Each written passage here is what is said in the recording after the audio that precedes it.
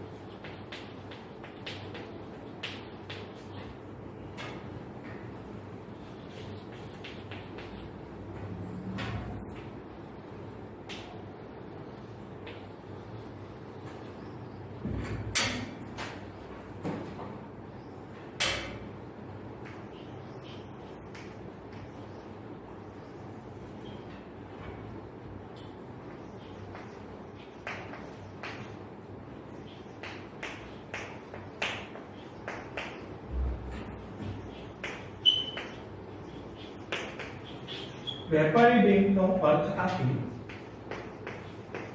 તેના કાર્યો સમજાવો. જે મિત્રો પ્રશ્ન તમને 5 માર્ક્સ ઉપયોગી બને છે. પછી જેમ આપણે અગાઉ વાત થઈ કે લોંગ ક્વેશ્ચન સ્વરૂપે પૂછાયેલા પ્રશ્નો જે નાના પ્રશ્નમાં પણ તમને પૂછી શકે છે, નાના વિભાગના પ્રશ્નમાં પણ તમને આપી શકે છે. તો વેપારી બેંકનો અર્થ આપી તેના કાર્યો સમજાવો. સૌપ્રથમ મિત્રો પહેલા તો આપણે જોઈશું વેપારી બેંકનો અર્થ કે વેપારી બેંક એ શું છે, અથવા વેપારી બેંક તરીકે આપણે કોને ઓળખીએ છીએ. તો મિત્રો એના ખ્યાલમાં 1949 ના બેન્કિંગ કંપની કાયદા મુજબ, હવે તેનો અર્થ યાદ રાખો છો. વેપારી બેંક એટલે એવી સંસ્થા જે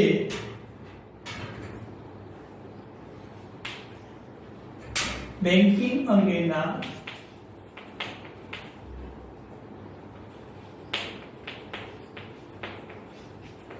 વ્યવહાર કરે, અર્થાત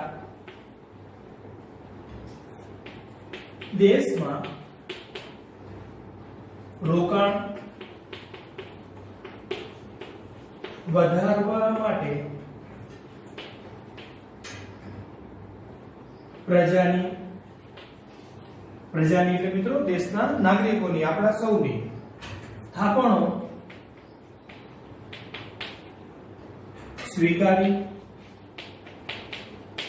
સ્વીકારે અને જ્યારે ગ્રાહકને જરૂર પડે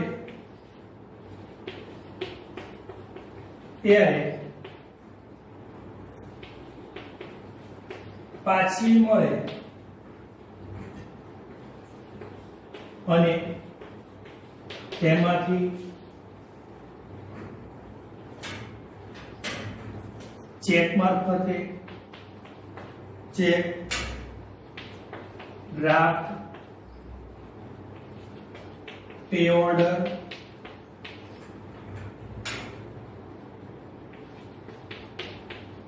વગેરે દ્વારા ઉપાડ થઈ શકે તેવી સંસ્થા એટલે વેપારી બેંક. મિત્રો વેપારી બેંકના અર્થમાં થોડો ખ્યાલ એનો મોટો થશે, પણ તેમ છતાં વ્યવસ્થિત સમજવાથી પ્રયત્નોથી તે તમે યાદ રાખી શકશો. શરૂઆતમાં જે આપણે લખ્યું છે એના અર્થમાં 1949 ના બેન્કિંગ કંપની કાયદા મુજબ. તો મિત્રો આટલું સેન્ટેન્સ એ તમારો હેતુલક્ષી પ્રશ્ન થઈ જશે કે બેન્કિંગ કંપની કાયદો ક્યારે અસ્તિત્વમાં આવ્યો, બેન્કિંગ કંપની એક્ટ ભારત સરકારે ક્યારે લાગુ કર્યો. તો એના માટે તમે યાદ રાખો છો 1949. 1949 ના બેન્કિંગ કાયદા મુજબ વેપારી બેંક એટલે એવી સંસ્થા જે બેન્કિંગ અંગેના વ્યવહારો કરે, અર્થાત દેશના રોકાણ વધારવા માટે પ્રજાની થાપણો સ્વીકારે અને જ્યારે ગ્રાહકને જરૂર પડે ત્યારે પાછી મળે અને તેમાંથી ચેક, ડ્રાફ્ટ, પે ઓર્ડર વગેરે દ્વારા ઉપાડ થઈ શકે. નાણાં ઉપાડવા માટેના વિવિધ સાધનો દ્વારા પણ એમ કે ગ્રાહકો તેનો ઉપાડ કરી શકે છે. સિમ્પલ કે વેપારી બેંક એ નફાના હેતુથી કામ કરતી સંસ્થા છે જે દેશની પ્રજા પાસેથી અલગ અલગ સ્વરૂપની થાપણો સ્વીકારવી અને તેના ઉપર વ્યાજ આપવું અને તે એકત્રિત થયેલા નાણાં અર્થવ્યવસ્થાની અંદર રોકવા, જરૂરિયાતમંદ વ્યક્તિઓને ધિરાણ આપવું અને તેની પાસેથી વ્યાજનો દર ઊંચો વસૂલ કરવો. જ્યારે લોકો ઈચ્છે ત્યારે તેનો ઉપાડ કરી શકે, ચેક મારફતે, ડ્રાફ્ટ મારફતે, ઇન્ટરનેટના માધ્યમથી, ઈ બેન્કિંગના માધ્યમથી તેનો ઉપાડ કરી શકે તેવી સંસ્થા એટલે વેપારી બેંક. તો મિત્રો આનો આ ખ્યાલ યાદ રાખો છો. સૌપ્રથમ વેપારી બેંકનો અર્થ તમે યાદ રાખો. ત્યારબાદ વેપારી બેંકના કાર્યો જોઈએ છે. તો વેપારી બેંકના કાર્યો મુખ્ય બે ભાગમાં છે. એટલે કે વેપારી બેંકના કાર્યો બે ભાગમાં છે. એક એના મુખ્ય કાર્યો અને બીજા એના ગૌણ કાર્યો. જેમ આપણે અગાઉનો પ્રશ્ન જોયો મધ્યસ્થ બેંકનો અર્થ અને તેના કાર્યો, તો જેમ બે ભાગમાં કાર્યો હતા કે મધ્યસ્થ બેંકના મુખ્ય કાર્યો અને મધ્યસ્થ બેંકના ગૌણ કાર્યો, એવી રીતે વેપારી બેંકના કાર્યો પણ બે ભાગમાં ડિવાઈડ છે. પહેલો ભાગ તેના મુખ્ય કાર્યો અને બીજો ભાગ તેના ગૌણ કાર્યો. તો મિત્રો સૌપ્રથમ આપણે જોઈએ છે વેપારી બેંકના મુખ્ય કાર્યો.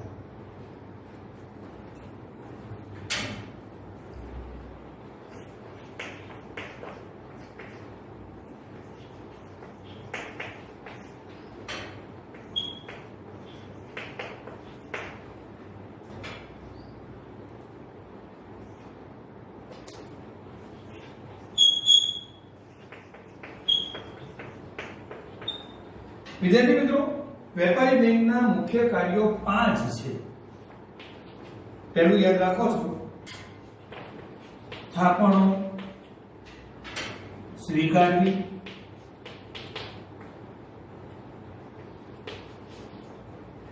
બીજું છે ધિરાણ ની સવલતો પૂરી પાડવી, ત્રીજું છે ચૂકવણી અને ઉપાડની સવલત પૂરી પાડવી, ચોથું છે શાખ સર્જનની કામગીરી અને મિત્રો પાંચમું એનું કાર્ય થશે આંતર બેંકિંગ વ્યવહારો કરવા. આંતર બેંકિંગ વ્યવહારો કરવા. તો મિત્રો સૌપ્રથમ તમે એના મુખ્ય કાર્યો યાદ રાખો છો, જે 5 આપેલા છે. વેપારી બેંકના મુખ્ય કાર્યોમાં પહેલું થશે થાપણો સ્વીકારવી, બીજું થશે ધિરાણની સવલતો પૂરી પાડવી, ત્રીજું ચૂકવણી અને ઉપાડની સવલત પૂરી પાડવી, ચોથું શાખ સર્જનની કામગીરી અને પાંચમું આંતર બેંકિંગ વ્યવહારો કરવા. તો વિદ્યાર્થી મિત્રો, વેપારી બેંકના મુખ્ય 5 કાર્યો યાદ રાખો અને તેના ગૌણ કાર્યો 3 છે. પણ હવે આપણે પહેલા આની ડિસ્કશન કરીએ છીએ, આના વિશે તમને સમજાવું છું અને ત્યાર પછી આપણે જોઈશું વેપારી બેંકના ગૌણ કાર્યો. તો સૌપ્રથમ વેપારી બેંકના મુખ્ય કાર્યોમાં પહેલું અને અગત્યનું કાર્ય છે થાપણો સ્વીકારવી. તો મિત્રો આપણે પ્રશ્નની શરૂઆતમાં તમને કીધું કે વેપારી બેંક એ નફો કરતી પેઢી છે, નફાના ઉદ્દેશથી કામ કરતી સંસ્થા છે, નફાના ઉદ્દેશથી કામ કરતી નાણાકીય સંસ્થા છે અને માટે તેને વેપારી બેંકના ધોરણે ચાલતી સંસ્થા તરીકે પણ ઓળખીએ છીએ.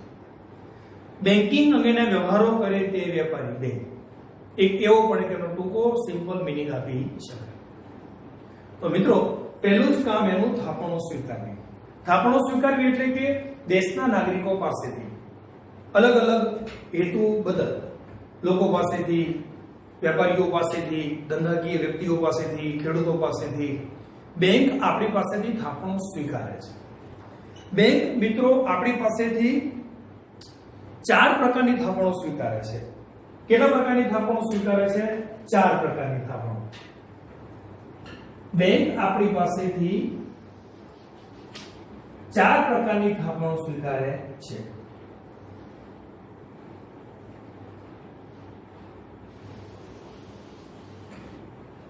સૌપ્રથમ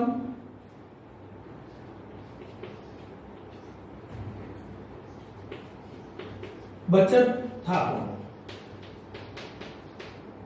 ત્યારબાદ ચાલુ ખાતાની થાપણો, ત્યારબાદ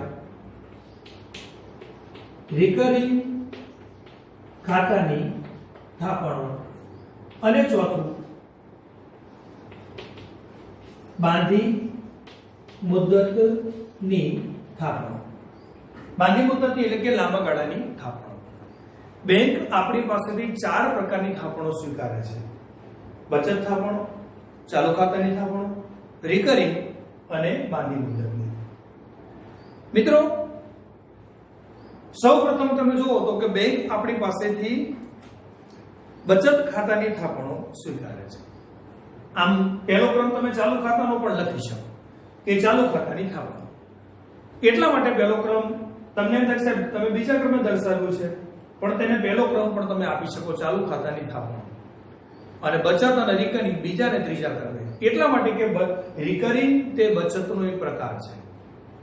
બચતનો એક પ્રકાર રિકરિંગ ખાતું, કે જેમાં લોકો નાની નાની થાપણો એક સાથે જમા ન કરી શકે તો તે લોકો અમુક સમયાંતરે તેમાં પોતાના નાણાં બચત સ્વરૂપે મૂકી શકે છે. તો તમે પહેલો ક્રમ ચાલુ ખાતાની થાપણોનો પણ મિત્રો દર્શાવી શકો છો, લખો છો. તો હવે આપણે પહેલા તમને ચાલુ ખાતાની થાપણો વિશે સમજાવીએ કે ચાલુ ખાતાની થાપણો શું છે. તો મિત્રો, આપ કોમર્સના વિદ્યાર્થી તરીકે તમે આ બધી વસ્તુઓ દિનચર્યામાં તમારા સ્ટડી દરમિયાન, ભણતર દરમિયાન તમે સાંભળો છો. જે કંપનીઓ સાથે, વેપારી પેઢીઓ સાથે, ઉદ્યોગ જગત સાથે તમે જોડાયેલા છો. ચાલુ ખાતાની થાપણો ચાલુ ખાતું વેપારીઓનું હોય છે, જે લોકો પોતાનું ખાતું ચાલુ ખાતા સ્વરૂપે ધરાવે છે અને બેંક તે લોકોને કોઈ પ્રકારનું વ્યાજ આપતી નથી. હા, એમને ચેકબુક આપે છે નાણાકીય વ્યવહારો કરવા માટે, પણ ચાલુ ખાતાની અંદર રહેલી ગમે તેટલા રૂપિયાની થાપણો પર બેંક કોઈ પ્રકારનું વ્યાજ આપતી નથી. અને ચાલુ ખાતું વેપારીઓ, ધંધાદારી વ્યક્તિઓ, મોટા ખેડૂતો અને આર્થિક રીતે જે લોકો બિઝનેસ જગતમાં કામ કરી રહ્યા છે તે વેપારીઓ, ધંધાદારી વ્યક્તિઓ આ ખાતું ઓપરેટ કરતા હોય છે, આ ખાતું ખોલાવતા હોય છે. અને બેંક એને કોઈ વ્યાજ આપતી નથી. ગમે તેટલા રૂપિયા તે લોકોના ખાતામાં એકત્રિત હોય પણ બેંક એમને કોઈ પ્રકારનું વ્યાજ આપતી નથી. સામુકાળનું એમની પાસેથી અમુક પ્રકારનો સર્વિસ ચાર્જ વસૂલ કરે છે. હા, બેંક એમને પોતાના ખાતામાં રહેલી જમા રકમ કરતા અતિરિક્ત ઉપાડી સગવડ આપે છે, જેને આપણે ઓવરડ્રાફ્ટ તરીકે પણ ઓળખીએ છીએ. તે બેંકનો ચાલુ ખાતા ધરાવનાર વ્યક્તિ સાથેનો વ્યવહાર તે ધ્યાનમાં રાખી, એની ક્રેડિટને ધ્યાનમાં રાખી અને બેંક એમને અતિરિક્ત ઉપાડની સગવડ આપે છે. તો આપણે વાત કરી ચાલુ ખાતાની થાપણો. બીજા ક્રમે મિત્રો લખો છો બચત ખાતાની થાપણો. બચત સ્વરૂપની થાપણો કે જે દેશના સામાન્ય લોકો પોતાની આવકનો નાનો એવો ભાગ, જેની જે આવક છે, જેનો જે વ્યવસાય છે, તો દરેક વ્યક્તિ ભવિષ્યની અટકણોને ધ્યાનમાં રાખે, અણધારી આવી પડતી આપત્તિઓને ધ્યાનમાં રાખે અથવા તો કોઈ ચોક્કસ હેતુ બદલ વ્યક્તિઓ પોતાની આવકનો નાનો એવો ભાગ બચત સ્વરૂપે એકત્રિત કરે છે અને પોતાના બચત ખાતામાં તે નાણાં મૂકે છે અને જેના પર બેંક એમને વ્યાજ ચૂકવે છે. અને બચત ખાતા સ્વરૂપે એકત્રિત થયેલી થાપણો બેંક એ જુદા જુદા હેતુ બદલ દરેક વ્યક્તિઓને એમ કે ધિરાણ આપે છે, જરૂરિયાતમંદ દરેક વ્યક્તિઓને ધિરાણ આપે છે. તો બેંક બચત ખાતાના ખાતેદારોને એના પર વ્યાજ આપે છે. બચત ખાતાના ખાતેદારો જ્યારે ઈચ્છે ત્યારે તે પોતાના ખાતામાંથી તે નાણાં તે ઉપાડી શકે છે. ક્રેડિટ કાર્ડ મારફતે, ડેબિટ કાર્ડ મારફતે, એટીએમ મારફતે અને ઈ બેન્કિંગના માધ્યમથી, એટલે કે નેટ બેન્કિંગના માધ્યમથી બચત ખાતાના ખાતેદારો જ્યારે ઈચ્છે ત્યારે તે નાણાં ઉપાડી શકે છે અને બેંક તે લોકોને પોતાની થાપણો પર વ્યાજ ચૂકવે છે. તો બીજી વાત થઈ બચત ખાતાની થાપણો. ત્યારબાદ ત્રીજા ક્રમે છે મિત્રો રિકરિંગ ખાતાની થાપણો. તો તમે રિકરિંગ વિશે સાંભળ્યું હશે અને એના વિશે થોડું ઘણું જાણતા હશો કે રિકરિંગ ખાતું એટલે શું. તો મિત્રો રિકરિંગ ખાતું છે ને બચતનો એક પ્રકાર છે, બચતનો એક પેટા પ્રકાર છે કે કોઈ વ્યક્તિ એક સાથે પોતાના ખાતામાં બચતો જમા ન કરી શકે, એને વ્યવસાયને ધ્યાનમાં રાખી, એની આવકના સ્ત્રોતને ધ્યાનમાં રાખી, વર્ષે મહિને પોતાની આવકને ધ્યાનમાં રાખી તે રિકરિંગ ખાતામાં કટકે થોડા અંતરે તે પોતાના ખાતામાં બચતો એકત્રિત વ્યક્તિ કરતો હોય છે અને જેના પર પણ બેંક એ લોકોને વ્યાજ ચૂકવે છે. તો અમુક સમયગાળા દરમિયાન કોઈ ચોક્કસ રકમ ખાતામાં જમા કરાવતી રહે છે. એક સાથે કોઈ વ્યક્તિ આવકના સ્ત્રોત તેના સીમિત હોય કે ફિક્સ આવકનો એ લોકોનો કોઈ રેશિયો દર મહિને નક્કી ન હોય, પણ તે લોકો અમુક સમયાંતરે કટકે પોતાના ખાતામાં રૂપિયા બચત સ્વરૂપે જમા કરાવી શકે છે અને તેના પર પણ બેંક એ લોકોને વ્યાજ એના કાયદાને ધ્યાનમાં રાખીને, એના નિયમોને ધ્યાનમાં રાખીને ચૂકવે છે.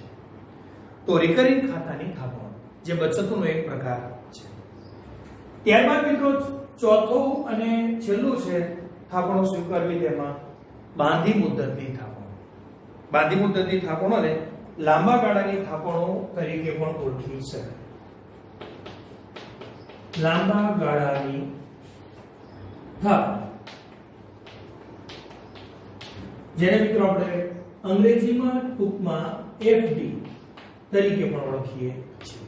ફિક્સ ડિપોઝિટ જેનો સમયગાળો તમે જાણો છો કે નિશ્ચિત હોય, 6 મહિના, 12 મહિના, 2 વર્ષ, 5 વર્ષ, 10 વર્ષ કે તેથી વધુ પણ. બાંધી મુદ્દતની થાપણો મિત્રો આપ જાણો છો કે બેંકમાં જ્યારે તમે ફિક્સ ડિપોઝિટ કરો છો, બાંધી મુદ્દતની થાપણો સ્વરૂપે જ્યારે તમે બેંકમાં નાણાં જમા કરવા ઈચ્છો છો, તમારા જે હેતુ બદલ કે 6 મહિના માટે, 1 વર્ષ માટે, 2 વર્ષ, 5 વર્ષ કે તેથી વધુ વર્ષ માટે, તો જેટલો સમયગાળો લાંબો એટલો વ્યાજનો દર વધુ બેંક તમને ચૂકવે છે.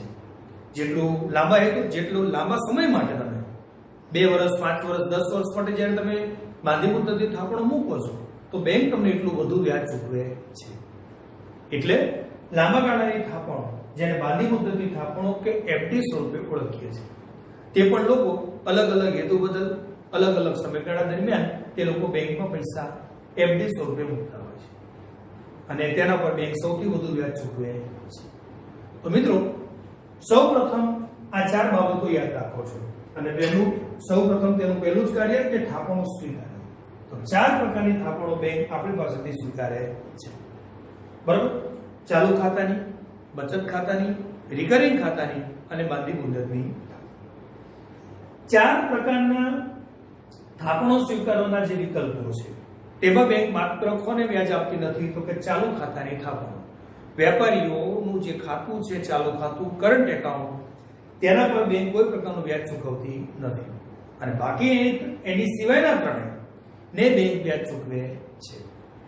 તો આ 4 પણ પ્રકાર એકલા તમને 2 માર્ક્સમાં પણ પૂછી શકે કે બેંક કેટલા પ્રકારની થાપણો લોકો પાસેથી સ્વીકારે છે, તો જણાવવામાં કે ત્યારે 4ના નામ લખો છો અને બધા વિશે ટૂંકી વિગત પણ લખો છો. ચાલુ ખાતું શું છે, બચત શું છે, રિકરિંગ અને બાંધી મુદ્દતની. તો વિદ્યાર્થી મિત્રો, વેપારી બેંકનું પહેલું કાર્ય અહીંયા પૂરું થાય, થાપણો સ્વીકારવી. તો યાદ રાખો છો 4 પ્રકારની થાપણો બેંક આપણી પાસેથી સ્વીકારે છે. ત્યારબાદ મિત્રો બીજું આપણે જોઈએ છે ધિરાણની સવલતો પૂરી પાડવી. શું આવશે બીજું? ધિરાણની સવલતો પૂરી પાડવી. મિત્રો આપ જાણો છો કે બેંક આપણી પાસેથી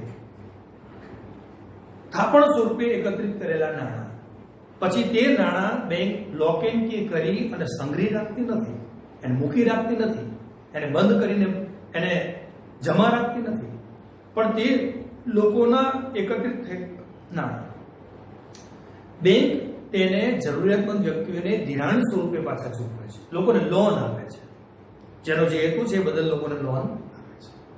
તો ધિરાણની સવલત પણ એમ કે બેંક પૂરી પાડે છે. લોકો પાસેથી એકત્રિત કરેલા નાણાં તે જરૂરિયાતમંદ વ્યક્તિઓને ધિરાણ સ્વરૂપે, લોન સ્વરૂપે અલગ હેતુ બદલ અલગ વ્યાજના દરે ચૂકવે છે. વેપારી બેંકનું બીજું કાર્ય છે ધિરાણની સવલતો પૂરી પાડવી. અર્થતંત્રમાં ખાનગી રોકાણકર્તાઓ માટે, ખેડૂતો માટે વેપારીઓ માટે, દરેક જરૂરિયાતમંદ વ્યક્તિઓ માટે. આજે મિત્રો તમે જાણો છો કે બેંક આપણને તમામ પ્રકારની લોન આપે છે.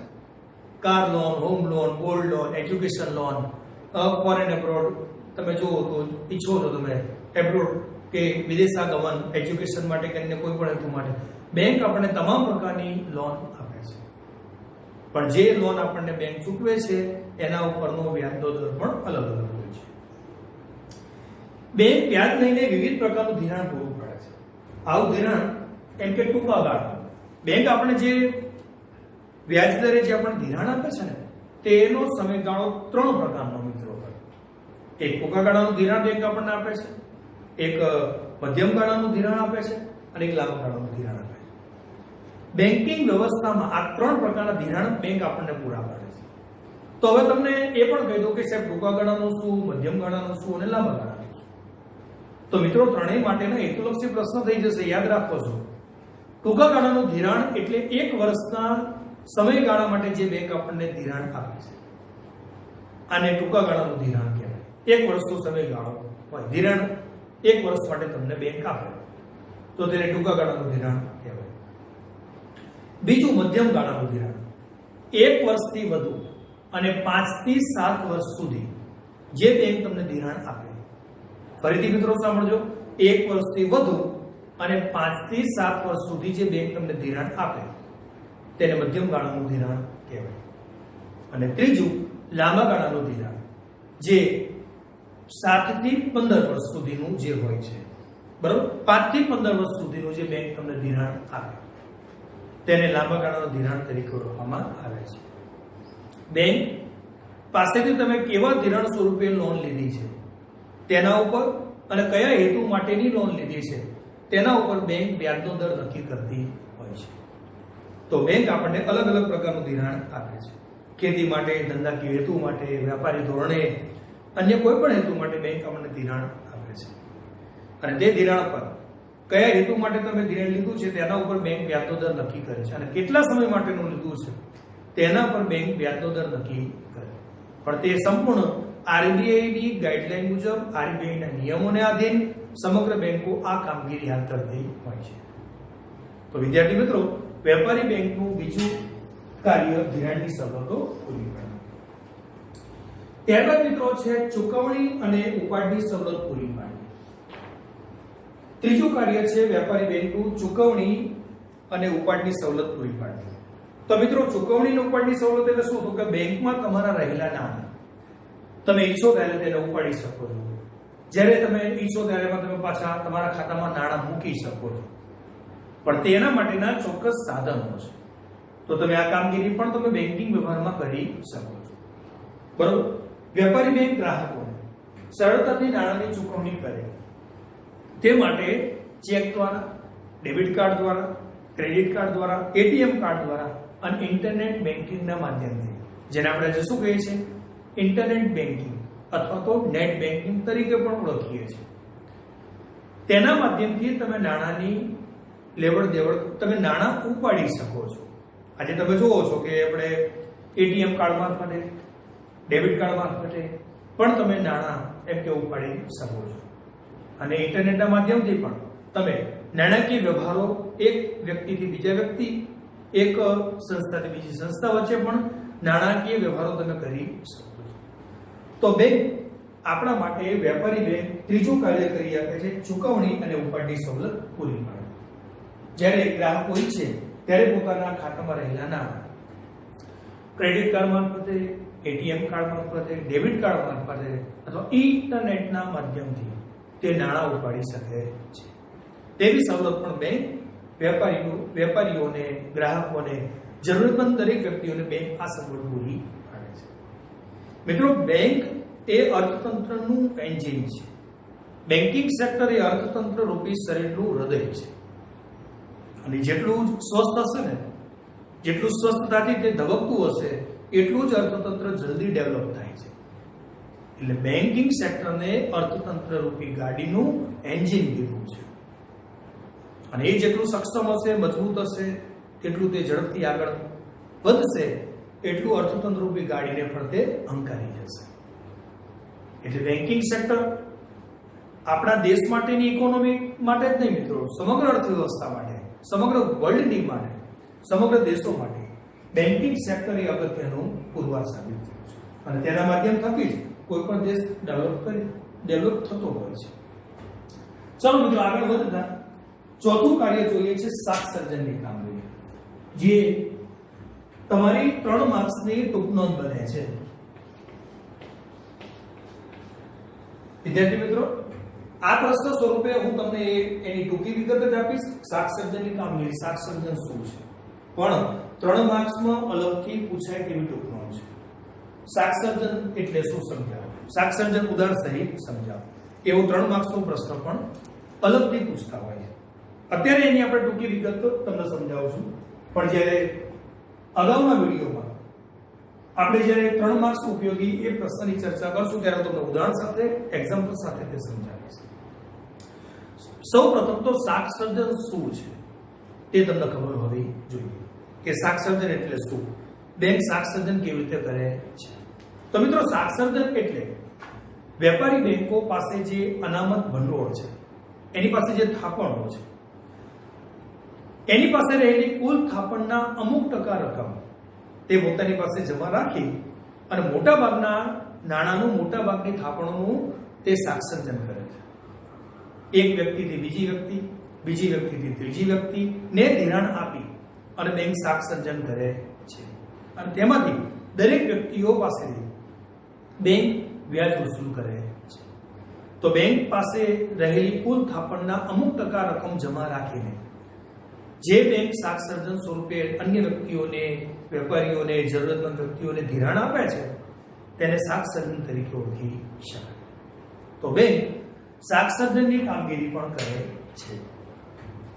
તેમાં મિત્રો લખો છો, વ્યક્તિઓ, કુટુંબો કે પેઢીઓ દ્વારા બેંકમાં થાપણ રૂપે મૂકેલા નાણાંને બેંક પ્રાથમિક થાપણો કહે છે. આને પ્રાથમિક થાપણો કહેવાય. તો હેતુલક્ષી પ્રશ્ન માટે મિત્રો યાદ રાખજો, પ્રાથમિક થાપણો એટલે શું?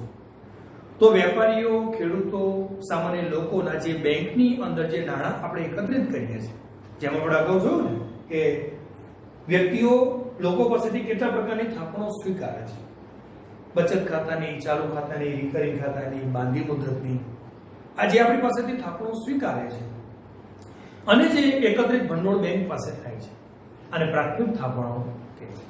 તો બેંક, અગાઉ તમને કીધું ને કે બેંક લોકો પાસેથી એકત્રિત કરેલા નાણાં અલગ અલગ થાપણ સ્વરૂપે બેંક એને લોક એન્ડ કી કરીને મૂકી રાખતી નથી, પણ તેનું ધિરાણ કરે છે, નાણાંનું તે શાક સર્જન પણ કરે છે.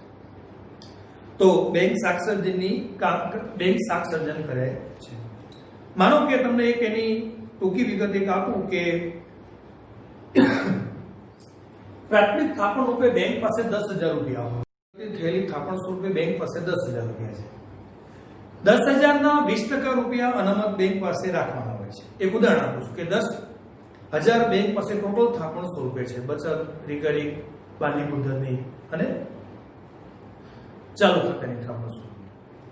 મિત્રો, 10,000ના 20% લેખે બેંકે જો તો કે 10,000 ગુણ્યા 100 ભાગ્યા 20 બરાબર 50,000 જેટલા બેંક એક નાણાંનું સર્જન કરી શકશે. તો બેંક શાક સર્જન આવી રીતે કરે છે, જે હું તમને ઉદાહરણ સાથે વિગતે 3 માર્ક્સની ટૂંકનો સ્વરૂપે શીખવાડીશ. તો લોંગ ક્વેશ્ચન સ્વરૂપે પૂછે છે ત્યારે એનું ઉદાહરણ લખો છો કે શાક સર્જનની કામગીરી બેંક કેવી રીતે કરે છે અથવા તો શાક સર્જન શું છે.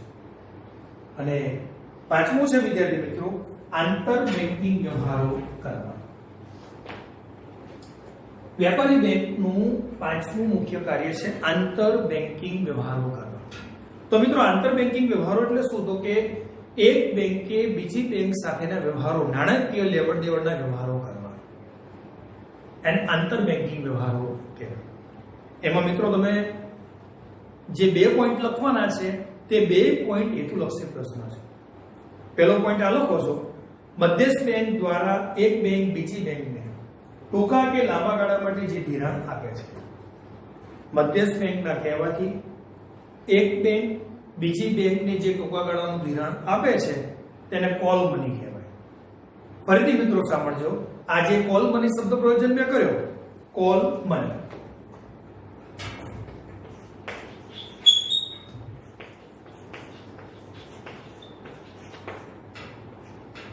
મિત્રો, કોલ મની એટલે ફોનના માધ્યમથી, એટલે કે એક બેંક બીજી બેંકને મધ્યસ્થ બેંકના કહેવાથી તેને મધ્યસ્થ સ્વરૂપે રાખી અને એક દિવસ, અઠવાડિયું કે ટૂંકા સમયગાળા માટે જે ધિરાણ આપે છે તો તેને કોલ મની કહેવાય.